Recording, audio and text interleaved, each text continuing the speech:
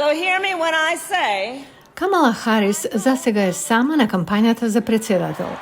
Меѓу можните кандидати да ѝ се приклучат на ливчето како подпредседателски кандидат се неколкумина гувернери, вклучително и Рој Купер од Северна Каролина, демократ кој победил 2 пати кога неговата сојузна држава го избрала републиканецот Доналд Трамп за председател.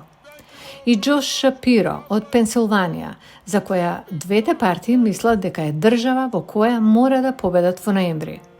Во групата е и астронаутот кој стана американски сенатор, Марк Кели од Аризона. На само неколку недели до Демократската национална конвенција, тоа ќе биде интензивен процес. The danger of an accelerated process. Опасноста од забрзан процес е што на некои работи може да не име посветено доволно внимание. Може да се направат грешки, што би се избегнале со побавен процес. Но таа нема избор. Таа мора ова да го направи брзо и да го направи како што треба.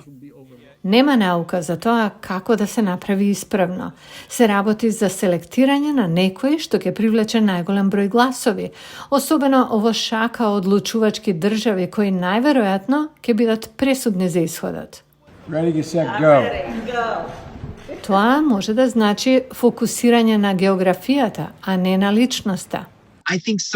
Мислам дека некој од средниот запад или други од југот би бил добар избор.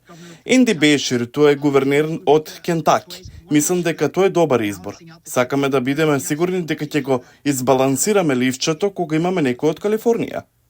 Тој некој од Калифорнија е Камала Харис и бидејќи политичките консидерации ја отфрлаат можноста кандидатите за председател и за подпредседател да бидат од иста држава, тоа значи дека гувернерот Гавин Нюсам отпаѓа и нашироко се очекува дека би бил председателски кандидат на идни избори.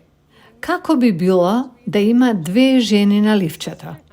Гречен Витмер е гувернерка на важна одлучувачка држава, Мичиган, но изгледа дека не е многу расположена да направи историја на тој начин. I am not leaving Michigan. Нема да го напуштам Мичиган. Се гордеам што сум гувернерка на Мичиган. Постојано тоа го велам. Знам дека многумина се сомневаат во тоа, зашто постојано ми е поставувано тоа прашање.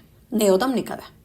Популарноста како гувернер и успехот во Конгресот не гарантираат дека лицето ќе биде хит како кандидат за подпредседател.